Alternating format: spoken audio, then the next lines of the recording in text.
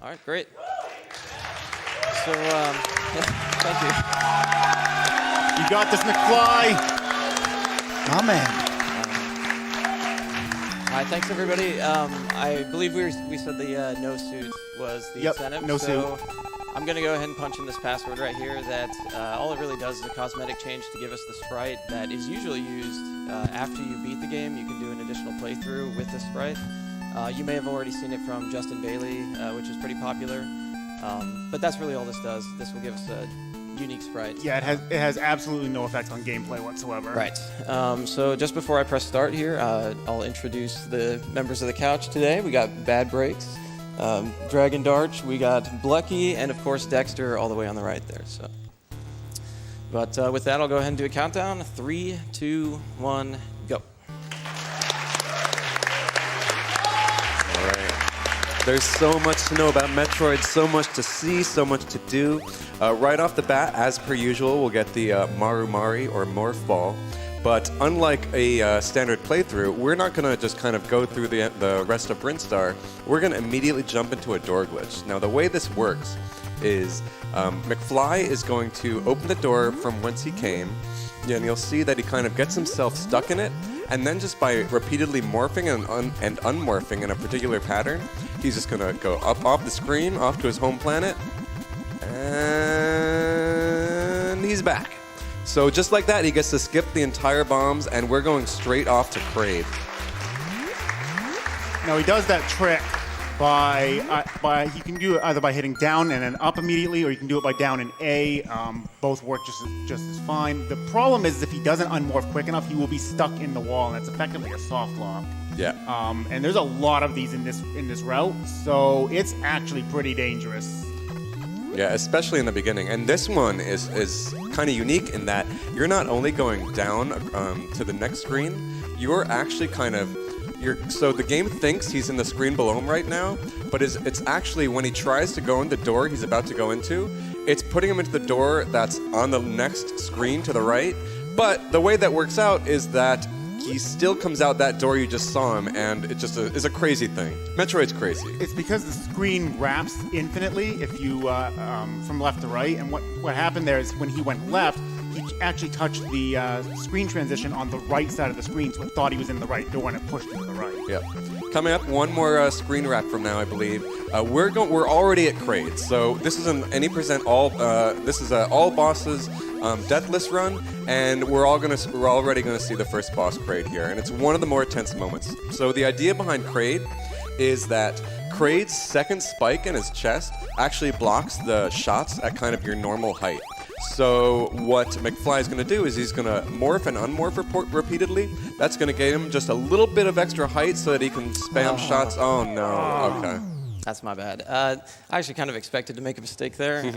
It's not a big deal. We respawn here at the beginning of the Kraid's lair, but that damage boost through the door is actually rather touchy, and I just didn't put myself in the right spot. So. The way that works, actually, that damage boost, that is kind of required because you saw that, we've been able to open doors so far. Usually at this point, by the time you get to Kraid's door, you've got a ton of missiles, just a ton of them. Unfortunately, McFly has 0, so when he gets to this missile door, where he needs 5 to open it, he can't open it without any missiles. So instead, he uses a damage boost to just kind of boost his way through. We're kind of lucky that that enemy is there to even boost him through, or else he'd have to go out of his way to get missiles a little earlier. For the longest time, this route was thought to be tool-assisted speedrun only, but McFly was actually the one who created this and was able to duplicate what the task is doing, and to fight Kraid first, because this, for the longest time, was not thought to be humanly possible. So back to how the fight works. So like I said, Kraid's kind of second spike will block most of your shots. So McFly's going to morph and unmorph, gaining him a bit of extra height to shoot Kraid just above his topmost spike.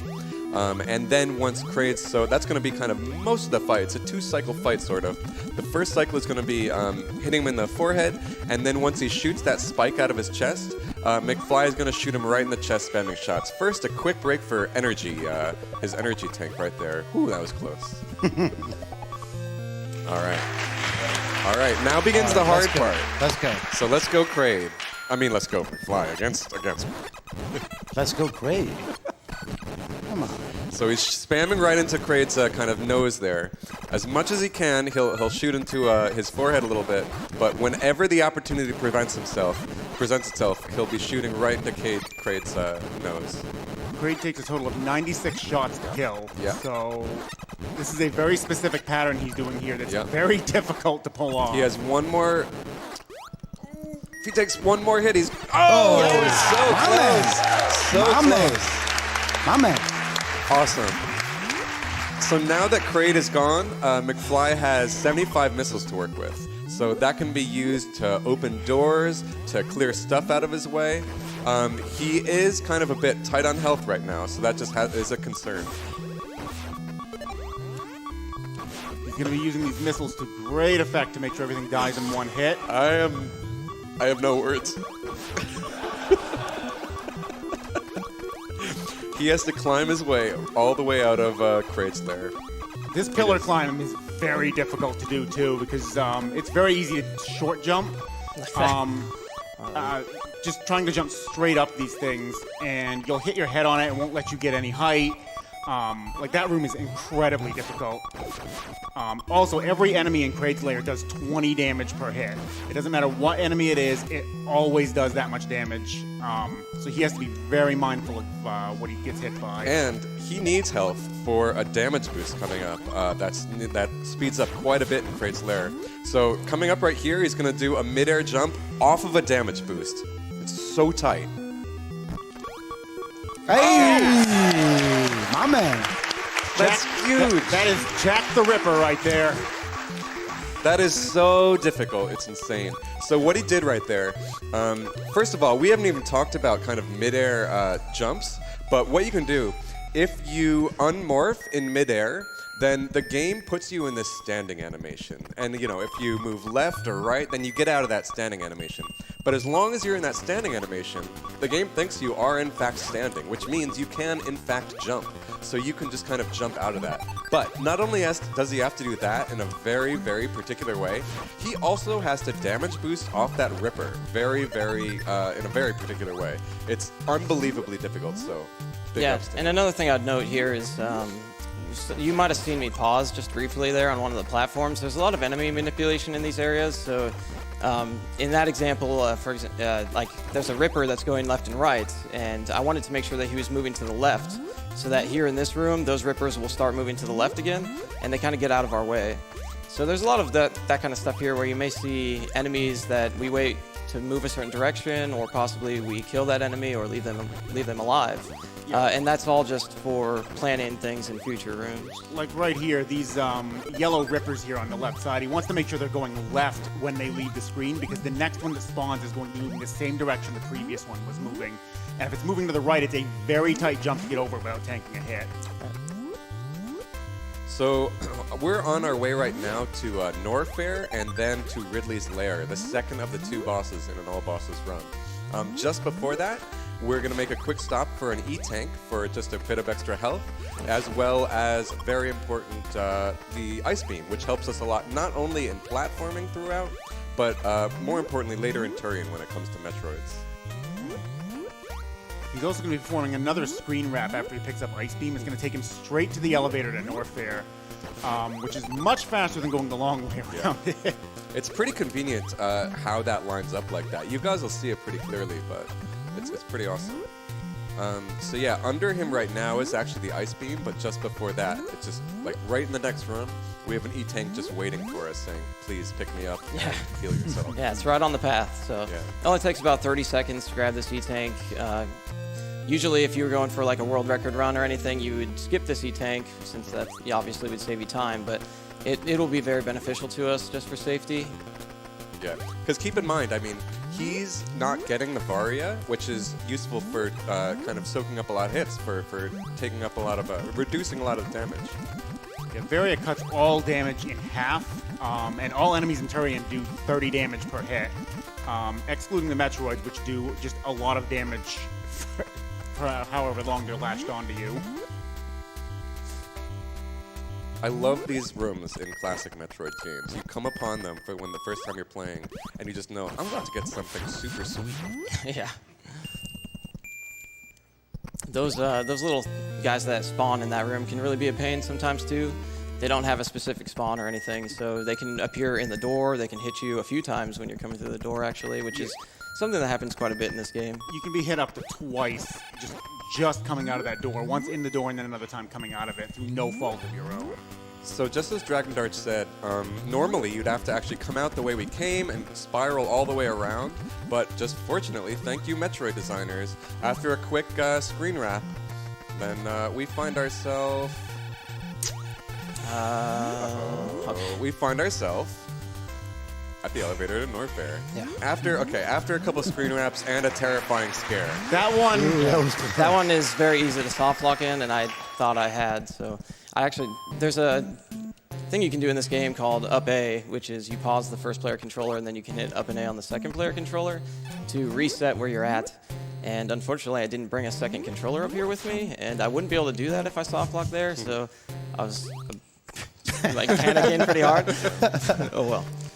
Well, I do have a second controller in my backpack. Do you have one? Oh, Just Thank in you. case. Just in case. Hopefully we don't need it. We have one more screen wrap coming up, and that's going to be pretty much it for that. So. Thankfully, this last one is not quite as dangerous as the ones he's been doing. Norfair is pretty straightforward. I love this theme, of course. Oh, this but it's music. pretty straightforward with some screen wraps here and there. So I guess we can talk a bit about more what this category means exactly, because in case you guys didn't see underneath the screen, we've got this is all bosses deathless. Kind of, you might also call it all bosses warpless, but just to kind of avoid any confusion, it's better to just kind of think of it as all bosses deathless. And that does mean killing Kraid and Ridley, but there's also categories like any percent or any percent deathless. And deathless, not only, the reason deathless is important is because after we killed Kraid earlier, we had to navigate all the way back through Kraid's lair and back up to Brinstar. Whereas if you just died, or if you used up and A on the second controller, it would send you back to the entrance of Kraid's lair. And that's a valid category as well, it's just a separate one. It saves a lot of time in terms of backtracking. Yeah. And, I mean, the disadvantage of up-Aing or dying, for that matter, is you always respawn with only 30 energy. So it's actually still a very dangerous category, but the time savings are just too much to ignore. Now, in Ridley's lair here, everything does 24 damage per hit. And he's going to want to try and eliminate a lot of these enemies here, not just to prevent him from taking hits, but also to reduce lag. Those owls, as Kirby Master likes to call them, cause a lot of lag if you let them stay on the screen too long, along with these wasps. Oh, the ball. Okay. That's fine. Believe it or not, we're not too far away from Ridley. Ridley, so, I don't know, McFly, do you want to talk a bit about what makes Ridley so special in this game? Well, I mean, do we want to spoil it or no? I guess. But Ridley's special. He's special. Yeah, he's a little bit different. I guess maybe let's talk about it afterwards. Sure, I mean, sure. if you think he's quite a threat, Yeah. maybe this is why we got that second E-Tank. Yeah. All right. It's coming up shortly. We just get this one last hallway here. A lot of fires in this room. This is one of the few rooms, though, that lag is almost beneficial because it kind of makes it a little easier to do some of this platforming, especially when trying to deal with not getting hit by any of these violas, the fire enemies there, and trying to land on a platform without going into the lava. All right, so here is Ridley. I'm not sure I can watch this. I'm going to close my eyes. You tell me when it's okay. Oops, I paused by mistake. Just thought we'd get an extra terrifying look at the guy. But yeah, Ridley in this game, if you have Ice Beam, even with this pattern of his fireballs, is really pretty easy to deal with. And that's pretty much it. Ridley has two separate fireball patterns. One where he'll fire really close, like what he had there, or one where he fires them really far. And if you get the far pattern, he is literally not even remotely a threat because you can just stand next to him and his fireballs will never hit you. Right. Quite a bit different from other Metroid games. So the important thing to keep in mind here, I think, is that...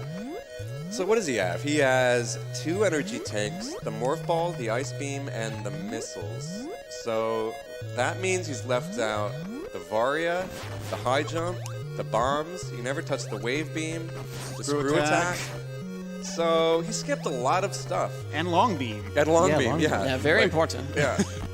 So it's like you'd think in Metroidvanias are normally like you need to collect as much as possible, especially something like the high jump or something like the bombs that just help you to get places. But nope, not in this game. Not even for the very first Metroid game ever. So this is the kind of example where something like, up an A or dying would save time, but this is deathless, so not allowed. Yes, very traditional way to play. I mean, it's very similar to other Metroid games you may see where death wouldn't benefit you.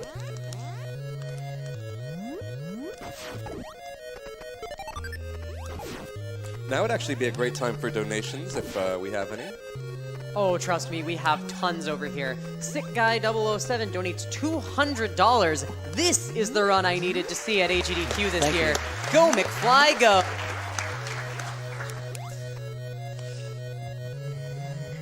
$60 from The Fam. Hey, Metroid McFly, it's The Fam back home. Good luck on this Metroid run from all of us. Thank you. It's very generous of you, fam.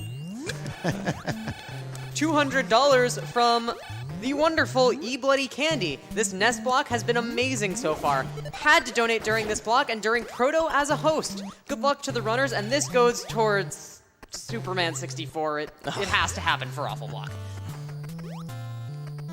$500 from Daniel Collin. Oh, wow. Rooting for my guy, Comment. Metroid McFly. Good luck on the run, and a big shout out to the Metroid community.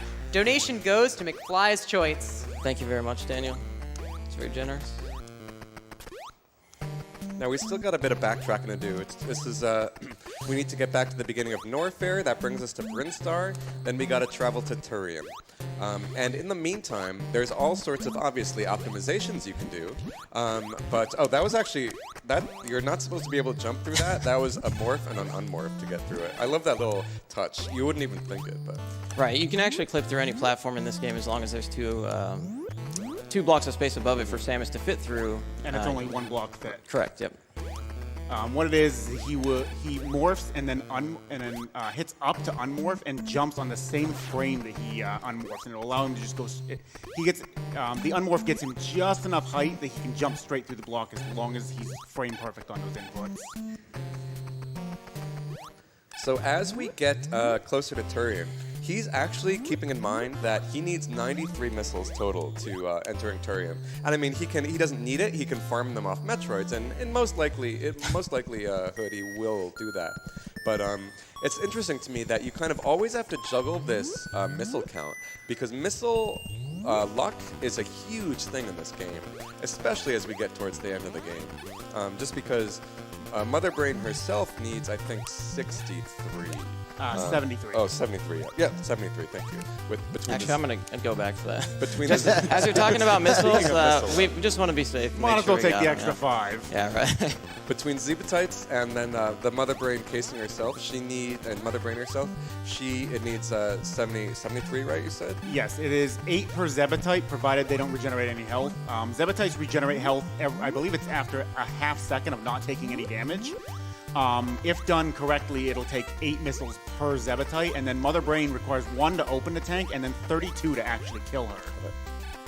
So between these two, between the 2 large missile upgrades he got from the bosses, plus the 5 he got, he has a cap of 155 right now.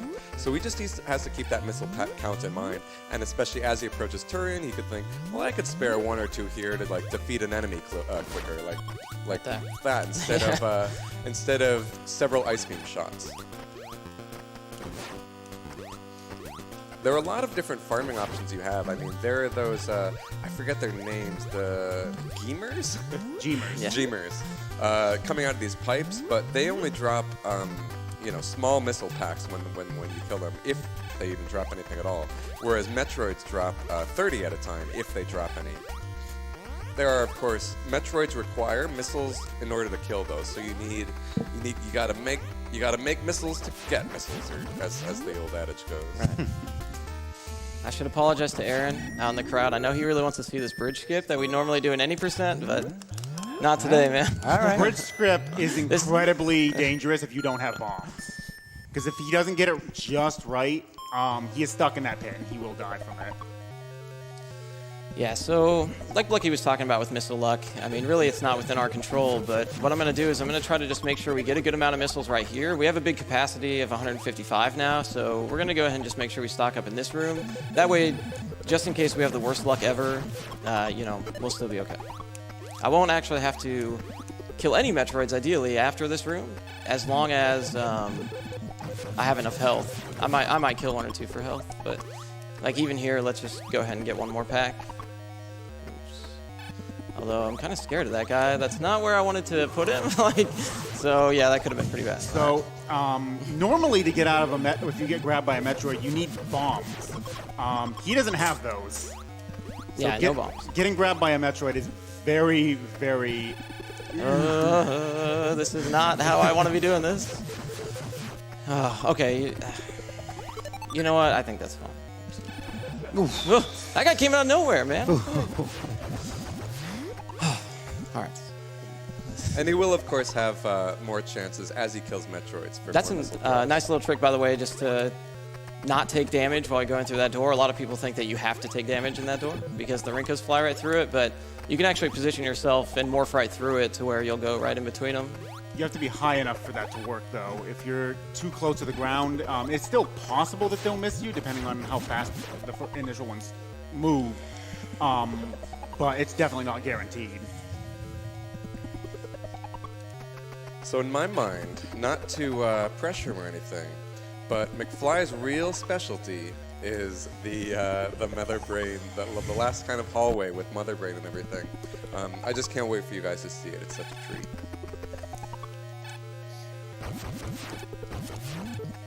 These Metroids are so scary to me. Those do a lot. If they latch onto him, they do a lot of damage in a hurry, especially since he doesn't have barrier. So fortunately, he does have 20 missiles spare. I'm gonna go ahead and see if we can just get one more health drop. Okay, nice. That would cap it out, just in case. But here we go.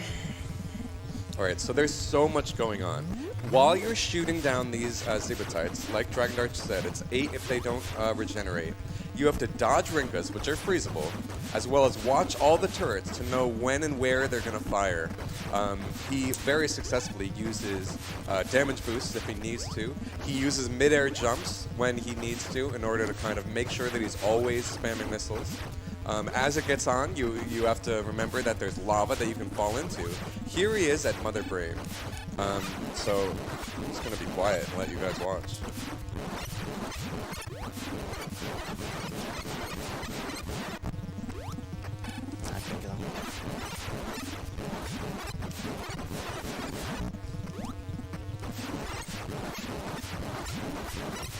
Oh, That's how it's done. my man. That's absolutely how my it's done. man. That was a very good Mother Brain room. Crazy. Now we just have like, now we just have a minute and a half. Do you Come think on. you can do it in a minute and a half? Come on. Yeah, I don't know, man. Might not make it. Might not make it. You know, this is a ROM hack now where it's 3 times as long. These yums are incredibly hard. Yeah, they are. All the task yums. It's not as bad without high jump, but it is not any. It's not that easy at the That's time. it. By the way. No, that's time. Yeah, sorry. My man. Yeah. Oh, dude. I missed it. I missed it, man. Let's get another one. We'll miss this one too. Sorry, I'm incredibly nervous, man. So, but that went very well. So. Extremely well. Yeah. What was the time, by the way? 22:49. Is that what it was? Yeah, I'm perfectly fine with that, especially since we missed the screen wraps to create on the first go. I'm perfectly happy with that. So still well under the estimate. But yeah, thanks for watching, guys. I hope you guys really enjoyed it. Love to play this here, and I'm just so happy to be here. So yeah. Thanks so much for the run, Yes. man. Yeah, that was incredible.